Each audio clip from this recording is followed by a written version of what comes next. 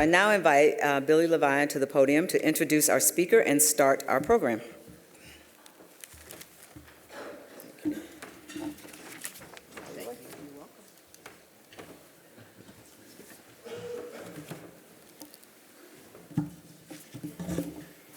Good afternoon, everybody. I'm Billy Levine, and we're here today to welcome Ambassador Michelle Taylor to address our club. Before we get started, Kathy mentioned a number of guests that were here today. I think there's some folks here who are friends of Michelle that probably didn't get a chance to stand up and wave and say hello. So if you are a guest and specifically a friend of Michelle's, if you could stand real quick and we recognize you.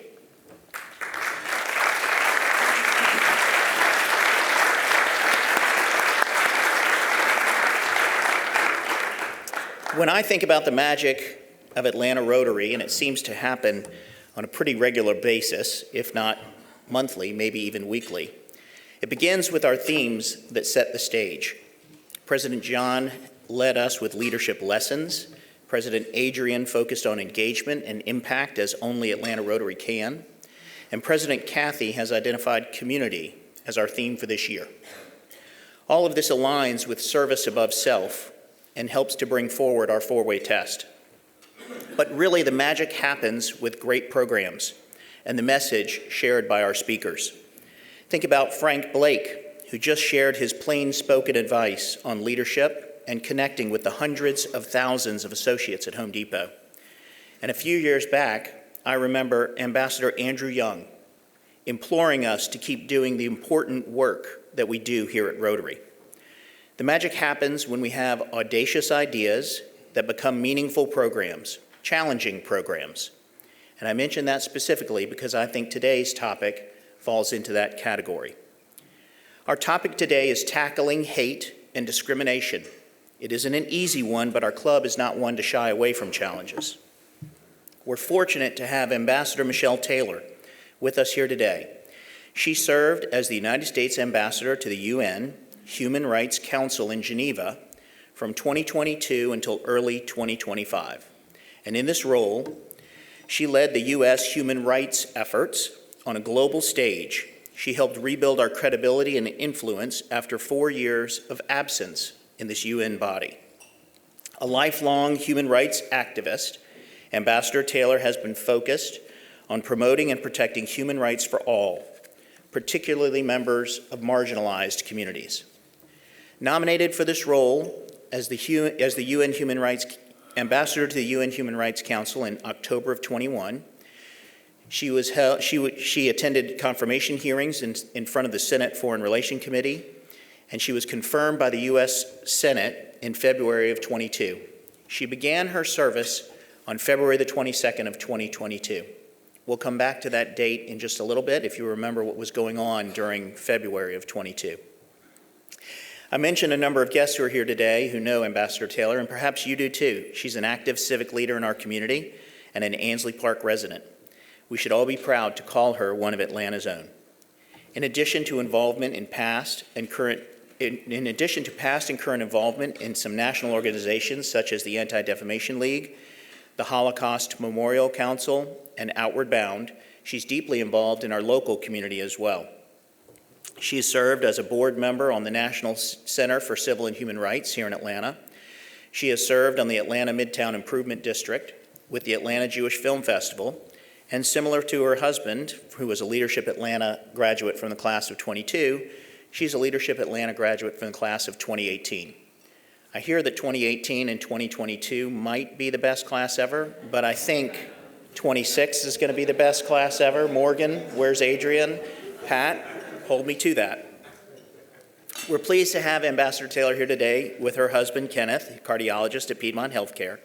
They have 2 adult children, and when not protecting human rights on a global stage, you might find Ambassador Taylor chasing down the slopes of her second home, Steamboat Springs, Colorado, where she and her whole family are active and accomplished skiers. As a matter of fact, her daughter is a world-class telemark skier, in case you were wondering.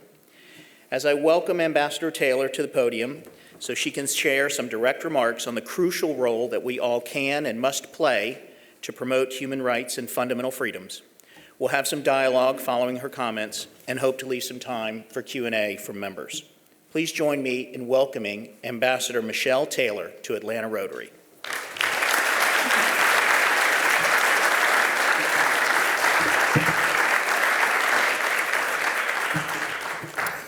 Thank you so much, Billy, for that introduction, and of course to President Kathy and the program chair Keith for inviting me to be here today. Rotarians, friends, colleagues, welcome to day one of our year-long higher education seminar on this important topic. Oh wait, I actually only have about 15 minutes to cover this huge topic. But all kidding aside, it's important that we're having this conversation, especially right here in Atlanta, and at Rotary in particular.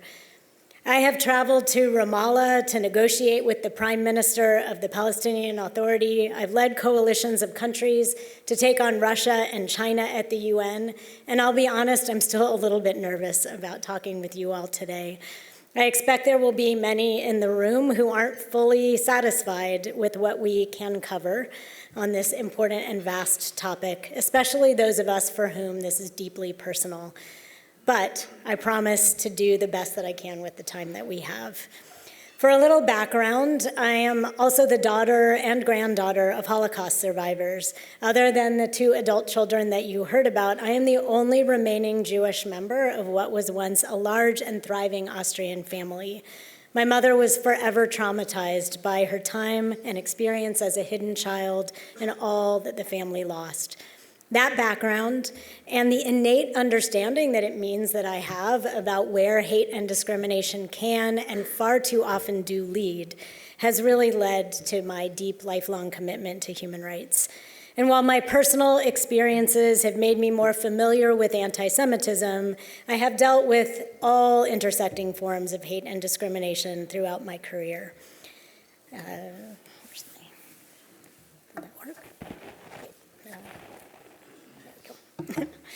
I wanted to start by introducing the concept of the Universal Declaration of Human Rights. There are 30 articles in the Declaration. You see the first one here, that all human beings are born free and equal in dignity and rights. The articles themselves were heavily influenced by the 4 freedoms laid out by Franklin Delano Roosevelt in 1941 at the height of the Holocaust and World War II, when we were first understanding terms like genocide. And just as a reminder, those are freedoms of speech, of worship, from want, and from fear. The Declaration, as I said, lays out 30 articles, many freedoms that you would expect, including things like freedom from torture and the right to access to the law. And they really became the basis of the global world order when they were enacted and agreed upon in 1948, led by Eleanor Roosevelt, who happened to be the first person to hold my position as our ambassador to the UN for Human Rights.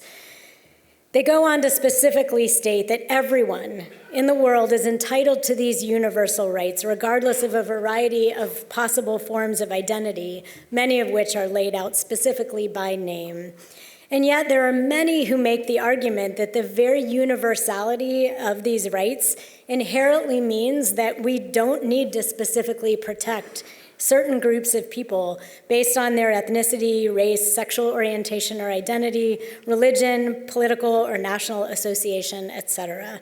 I faced that argument a lot at the UN when we were trying to tackle specific forms of hate and discrimination that were prevalent in the world.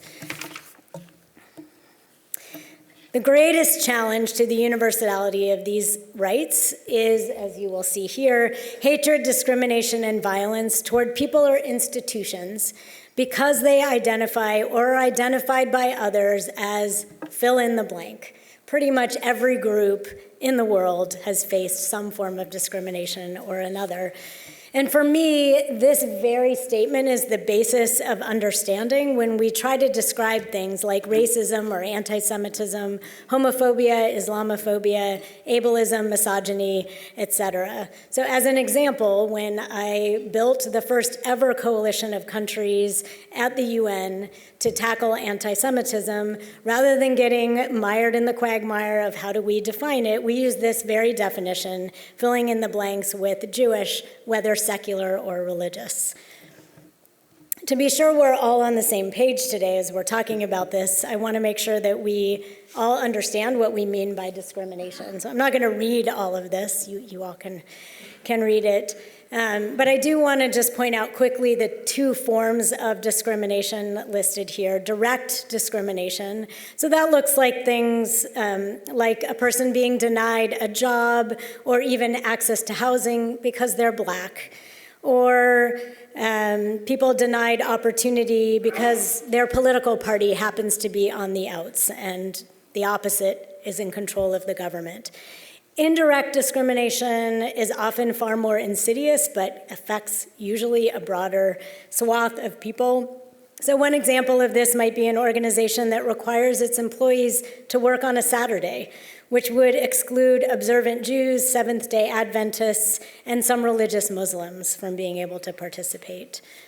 Historically, I think of hatred like a submarine that's under the water. Very often throughout history, that submarine will send up its periscope to test the waters, to see if they're clear, if the skies are blue, if forms of hatred are accepted on the surface. And I'll be honest, throughout history, as the oldest form of hate, anti-Semitism is often that periscope, that first test of whether hatred will be well received on the surface. And if it is, then the entire submarine of hate emerges out from underneath the water. That is certainly the current state of play today. Part of what is leading to that, and we'll talk about this, I think, a little bit more throughout the discussion, is the fact that we have made it socially acceptable to hate. But also, there are a lot of intentional efforts that go into propagating those forms of hate because they benefit certain groups of people, certain world leaders. We are seeing an unprecedented time of normalization and desensitization to hatred and discrimination. Different forms of discrimination also show up differently and can be capitalized on by opportunistic actors very differently. One thing that I think separates anti-Semitism from most forms of hate is the fact that in most forms of hatred and discrimination, there's just a punching down that takes place, a sort of lessening of people's opportunities and describing people as less. With anti-Semitism, and part of what makes it so nefarious is there is also this sense of punching up, that somehow Jews have an unfair or unearned advantage or political power or financial power, and that somehow that makes it more okay to discriminate against Jews or even to deny that that discrimination exists. Just because you don't personally experience or see hatred and discrimination does not mean that they don't exist. As I look around this room and I see many people that I know how many of us have been affected either personally or through someone we know well. So why do we care? In the workplace, we all know that we are better off when we have a diversity of ideas. If we don't have people with different perspectives and different life experiences from us, we lose out on new ideas. And certainly, even if we have those people in the room, we have to create an environment where everyone feels safe to participate. In our communities, whether that looks like our immediate neighborhoods, our places of worship, our workplaces, our larger country or state, stability and safety for all of our members matters to every one of us. If there is not stability and not safety for everyone, then that is when we see revolutions. It's when we see people attacking one another. It makes all of us less safe. And of course, on the global stage, every war that has ever been fought has had discrimination and hatred at the basis. It might be about land, it might be about resources, but at the end of the day, it's resources for us and not for them that causes every war. There are a lot, as I said, of times that we see instability that's created by building coalitions around othering. So one example of this is in the wake of World War II, as Germany was gaining back power and influence in the world, Russia was very unhappy about this. And so all of a sudden there was a rash of swastikas being drawn on graves in Jewish cemeteries and Jewish places of worship. And of course, everyone thought, see, Germany is no better than they were before, and we shouldn't trust Germany as a world power. And it turned out that it was actually Russia that was doing this in order to discredit Germany in that time. Another place that I saw it a lot in my work was China, despite being one of the primary authors of the Universal Declaration of Human Rights, has really shifted in their position. They don't think that human rights should apply to individuals, but rather to whole communities, at the expense sometimes of individual members. And what I saw was them using the LGBTQI+ movement around the world is a wedge issue between the United States and Africa. Interestingly enough, in Africa before colonialization, LGBTQI+ persons were well accepted into the society. But there's this new narrative that somehow bringing back LGBTQI+ rights in Africa is a colonial and Western idea being imposed on Africans who don't have that view. And that coalition between China and Africa has made United States and our allies influence less on the global stage. So what can we do? The only things that have ever really worked are, first, on the micro, building compassion and understanding. So that happens on a small scale. And to make hateful, this is really the key, to make hateful and discriminatory attitudes unacceptable and/or unpopular on a larger scale. We are seeing right now the converse holding true. As I said, we've made hatred and discrimination acceptable. So there are a couple of things that we should remember. Okay. First, it is harder to hate a person than an idea. Go out there and meet and spend time with people who look, think, and maybe worship differently than you do.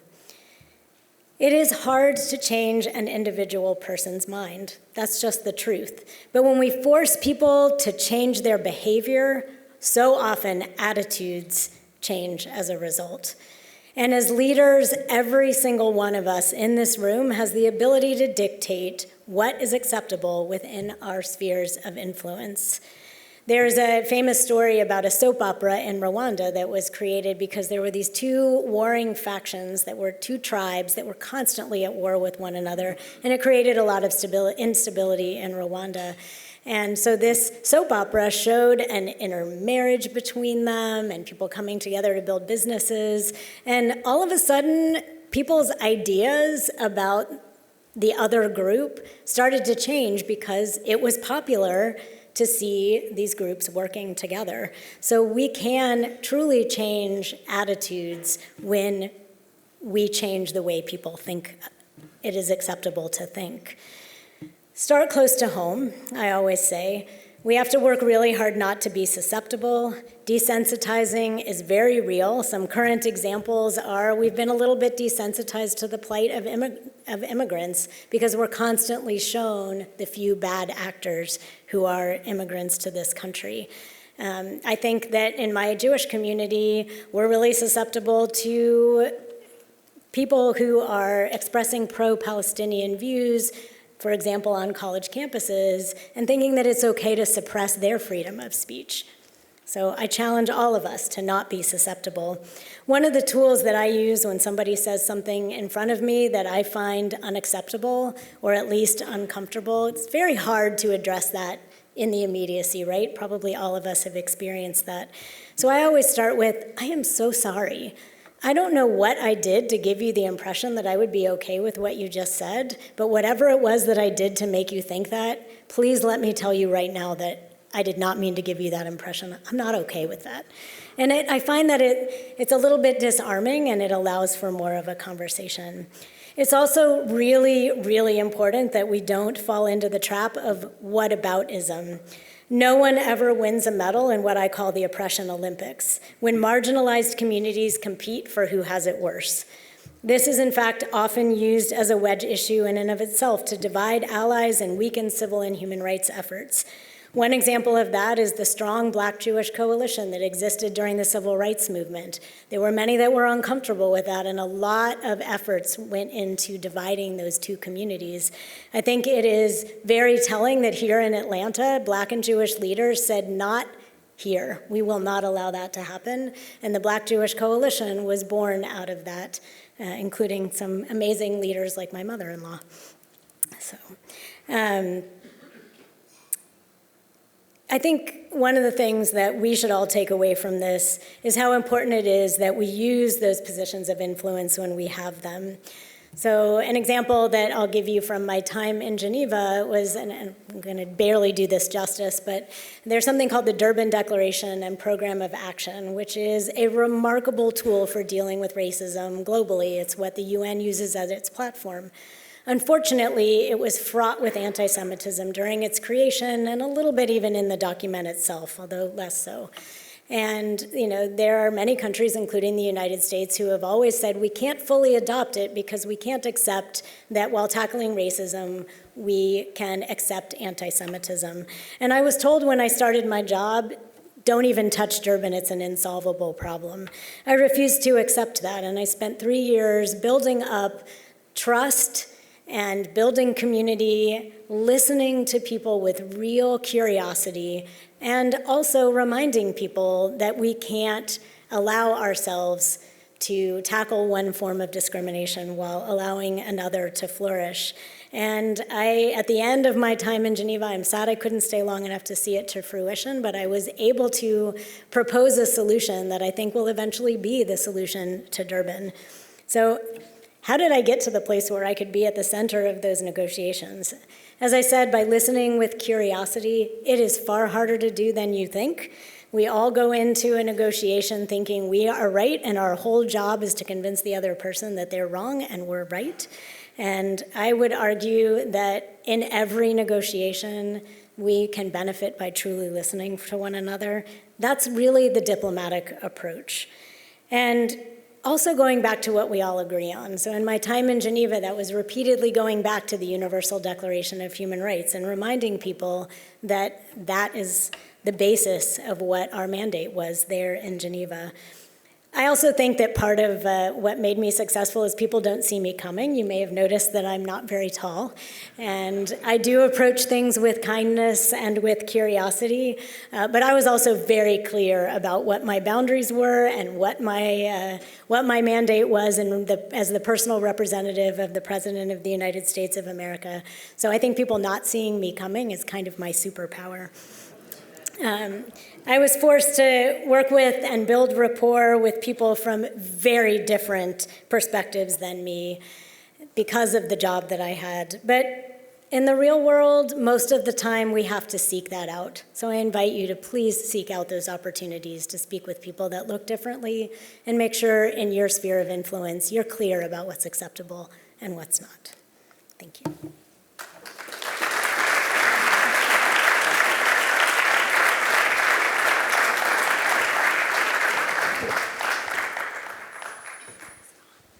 Is it on? Thank you, Ambassador Taylor. Thank you very much for that perspective and a little history. And good things come in small packages. I'm sure you pack quite a powerful punch. They call me a pocket dynamo. I kind of like that. I like to say it wouldn't be a fair fight. If she was a normal-sized person, then it wouldn't be, so it has to be. Late February of 2022 was when you got confirmed and then immediately took the job. You were sworn in as the ambassador. Can you tell us about your first day in Geneva? Yeah, first of all, I will say I'm very proud of the fact that I was one of very, very few people that were individually unanimously confirmed by the Senate. You may remember that was a tough task at the time. So I was actually confirmed on the 17th, and I felt like I needed to be in Geneva a week later to be there for the first day of the Human Rights Council session. And I had 2 days in Washington where I kind of knew that things were brewing with Russia, but I wasn't able to really keep up with what was happening. And then I was shoved onto a plane and arrived at 7 o'clock in the morning in Geneva, where I expected to go to my hotel. The ambassador residence was not ready yet because no one thought I would actually get confirmed so quickly. And instead, I was greeted at the airport by one of the people on my team who said, "So, some things happened while you were on the plane. Russia has invaded Ukraine. And I know you were hoping to take a shower and drop your things off at the hotel, but instead we're going to the mission. The mission is like the embassy in a multilateral setting. And we're meeting with 38 like-minded countries to talk about whether we can bring a resolution forward on a permanent member of the Security Council at the UN for the first time in history." And within the first 5 days, I helped lead with my Ukrainian counterpart a walkout on Lavrov, and we did, in fact, pass the first ever resolution on a P5 country in that first week on the job. So it's pretty intimidating. Thank you. The U.S. has a very complex on-again, off-again history with the UN Human Rights Council. Can you describe for us a little bit of the purpose of the Council in Geneva and how it fits within the UN system itself? Sure, that's a great question. So the Human Rights Council really was born out of the Universal Declaration of Human Rights as the body within the multilateral system that makes sure that we are enacting those universal rights. It was originally the Human Rights Commission, kind of fell apart in 2006. It was rebuilt as the Human Rights Council. One of the great things that came out of that is every single one of the 193 current UN countries is required about every 4 3/4 years to go through basically a peer review of their human rights. The United States will be up for what's called the Universal Periodic Review this fall. And I think that's an extraordinary tool. One of the unfortunate things that came out of it is that there is one agenda item that deals only with Israel and the occupied Palestinian territories, as they are described in the UN system. And it is the only conflict area in the world that has its own agenda item, and it is often that what is seen as bias against Israel, which is, by the way, very real, and the anti-Semitism at the Human Rights Council is very real, as one of the reasons for disengagement. The other reason is because there are members like China. When I got there, Venezuela was a member. I'm actually very proud that we kicked off Russia, we kept Venezuela off, we kept the Saudis off. I would argue that U.S. engagement really matters, and I mean, this could be a whole conversation in and of itself, but I will just say that our view of human rights and of democracy is very much on the table if we're not, or very much on the menu, sorry, if we're not there at the table. And we saw that in the 4 years we disengaged and the difference it made when we came back. Can you talk for a moment? We'll go down the path of anti-Semitism in Israel and Gaza in just a second, but can you talk for a moment about ways that the United States, even if it is not a current member of the Council or voting member of the Council, can participate or influence advocacy? Sure. So there are only 47 actual voting members at a time. There are no permanent members like there are with the Security Council. So we have to be elected back on each state for a 3-year term by the full membership of the UN. That takes place in New York. But observer states can still participate in all of the discussions. They can be on core groups, leading on resolutions and initiatives at the Human Rights Council, and certainly do a lot of the important behind-the-scenes work. Like I said, shoring up what we would see as human rights champion countries in favor of some of the worst human rights abusers for membership. Thank you. Israel and Gaza. Unfortunately, we've seen a lot of news recently of the humanitarian catastrophe that is happening in that region, as well as this past weekend, horrific pictures of emancipated hostages being shared by the Hamas propaganda machine. This is all directly linked to October 7th and the Hamas terrorist attack on Israel. Can you comment on actions and activities of the Council and your views of this seemingly unsolvable problem? Again, I would need a whole session to talk about just that topic. I mean, I can tell you that, first of all, in the immediate wake of October 7th, I was the first U.S. official to speak in front of a public audience that Monday morning. Kirk Halpern happened to be visiting me in Geneva at the time. And it was surprising to me how many countries came together in those first couple of days in support of Israel. That all fell apart when Israel retaliated for the acts of October 7th. I was very clear in my time there that Israel, like every government, has an obligation to protect its people and to make sure that the terrorist activities that we saw on October 7th never happen again. And Israel has an obligation to international humanitarian and human rights law, just like every country does. Unfortunately, I would say the best that I could do at the Human Rights Council, and again, this is why it matters, there were going to be resolutions that passed that had a different perspective than the position of the United States. But by being there, developing the relationships that I did, including, as I said, going to Ramallah, I was able to negotiate for the text to be a lot less worse. Thank you. You've talked a little bit about anti-Semitism and the normalization of hate, the fact that it is socially acceptable, maybe punching up versus punching down. Unfortunately, we see this in all kinds of ways, whether it is locally in our community or across the U.S. or even worldwide. Can you share your thoughts on the topic from a global perspective? Sure. Again, I see anti-Semitism as part of this whole submarine of hate that exists in the world. Unfortunately, there are maybe more examples today of where anti-Semitism is rearing its head. I think it is important to note that the largest spike or increase in anti-Semitism actually took place on October 7th globally, and not in the aftermath and not in Israel's response. But I think that it is so often systematic and symbolic of what we see in other forms of hatred and discrimination. So if you're seeing anti-Semitism on the rise, which we are very much today, it also is indicative of the rise that we're seeing in all other forms of hatred and discrimination. You talk a little bit about the freedom from want or the freedom from fear as the four tenets. Can you talk a little bit about what's going on college campuses and the concept of the cloak of anti-Semitism that is being used to advance other agenda items? I think specifically about Harvard or Columbia or some of the ivory towers that are out there. So I think, and this is probably going to surprise a lot of you based on what I said about making sure that in our sphere of influence we're dictating what is and what isn't acceptable. But I think we have to be very, very wary of suppression of any one of the four fundamental freedoms or the freedoms laid out and rights laid out in the UDHR. When we start to accept that it's okay to suppress one group's speech and opinions in favor of what we think is the right, maybe, perspective, it is a very dangerous approach. Part of it is because we know that hatred and discrimination will always find places to flourish.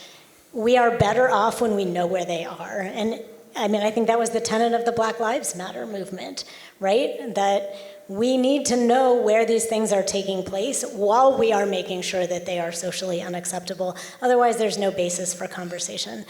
It is very hard for me personally as a Jew, as someone who, by the way, in the wake of October 7th, I lost all of my freedom of movement. I was attacked by thousands of anti-Semitic statements, physically attacked. They didn't get to me because of my bodyguards and the guards at the UN, but physically approached to be attacked, I guess, at the UN.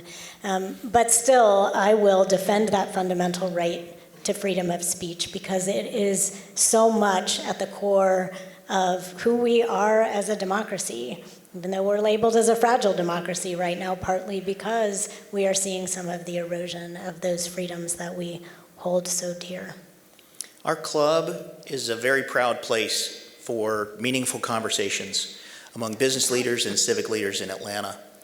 This is the home of Martin Luther King Jr., the Civil Rights Movement, the Center for Civil and Human Rights. This conversation needs to be had, and I think it needs to be had in Atlanta. Yeah. And I'm incredibly proud of our club for taking this on. Can you share with us some advice on how business leaders in Atlanta can continue to be leading this city and addressing discrimination and hate? here locally? Great, thank you. I mean, I think first of all, the fact that we have this conversation is important that people outside of this room know that you, as the civic and business leaders in Atlanta, chose to give this hour of time at the Rotary space to have this conversation. And I think, as I mentioned before, I think the two most important things that we can do are to have conversations with people who look and think differently than we do, and really to help on a small scale build that compassion, and on a larger scale make it clear what is acceptable and what is not in your spheres of influence. I'm just going to open it up. If anybody has a question, they continue, but please feel free to approach the mic. If any Rotary members have a question, please feel free at this point. Until then, Billy, continue. Ambassador Taylor, tell us a little bit about what you're doing right now. You've finished your term as an ambassador. What are you focused on most these days, and what can we expect to see from you in the coming months? Thank you. First of all, I will say I've described the beginning of my time back as a little bit like I fell off a cliff. I had a platform every day to talk about all of the things that I cared about and that matter to my country, and I don't have that right now, but I am starting to do a lot more speaking. I'm writing a book. I made a commitment to re-engage on boards, for-profit and not-for-profit, as well as I'm talking to a few universities about how I can be helpful to them and the next cadre of leaders. So, Dan? Thank you for all of your service to our country. Truly Thank you. appreciate it. Question for you, and I asked Tim Bolton this similar question several years ago. You're in an amazing private room negotiating with people that you can trust sometimes and maybe can't trust sometimes. Yeah. So we're all negotiating, trying to make good things happen. Do you have any advice on negotiations, building trust, and maybe some lessons learned that you can briefly share in public? Sure. There's a lot of what I did that obviously I can't share, but I will tell one funny story, but I think it also kind of speaks to this. So China wanted very much to have a resolution that was passed by consensus on economic, social, and cultural rights. And the United States had never joined consensus before, and I spent 6 weeks negotiating with them, trying to get a text to a place that we could accept it and they could accept it. No small task. And finally, I went to the ambassador from China and I said, look, you have to make these 3 edits or I'm going to call a vote and vote no. And he said, well, you're not giving me any options. And I said, no, you have options. You can accept my edits or I'll vote no. Those are your options. And he said, well, it's your way or the highway. And I said, no. We have engaged in negotiations. This is not the resolution that I want. It is the resolution that I can accept. And at that moment, the Cuba ambassador walked by and said, oh, if Ambassador Taylor tells you that's how it's going to be, you better believe that's how it's going to be. So I think listen, do everything you can to find compromise, but also be very clear about what you can and cannot accept. Thank you very much. Ambassador, I'm at a university, Jeff Rosenzweig from Emory, and I Yes. appreciate your sensitivity to what presidents have to go through and Yeah. balance. But I want to ask about gender, because I Okay. know a lot of your work has been also related to gender. If we think about violence toward women and girls, Boko Haram in Congo, maybe parts of Asia, could you talk about the work of the UN, or if they're not doing very much, about gender violence? Yeah, I mean, it's a very difficult topic, as you know. I think, first of all, it is important that we have more women voices in the room. One thing that we know absolutely clearly is that when women are involved in peace and security, solutions are far more lasting. And where we have seen progress when it comes to women's rights in some of these most suppressive places, it has been because they have been led by women's voices. So a lot of the work that I've done has been helping to build a cadre of leaders. Also, though, things like make a commitment that if you're on a panel, it's not a manel, or you're not the only woman if you're a woman. There are little things that we can do to make sure that there are more women's voices toward the solutions. And then the other thing is that we have to address the problem. The problem when it comes to violence against women isn't that women are doing something to provoke it. It is that other people are enacting violence against women, and we need to be talking to those people a lot more. Thank you. Thank you, Ambassador Taylor. Thank you so very much for being here. Thank you. As we discussed, these are difficult topics. They're sensitive topics, but they're important topics. So we appreciate you for being here with us today. Thank you. Thank you for your leadership.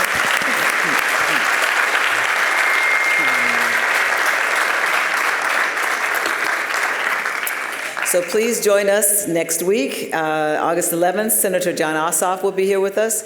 August 18th, Dan Gertzikov, CEO of Big Green Egg. And then on August 21st, Dr. Brian Johnson, the superintendent of Atlanta Public Schools.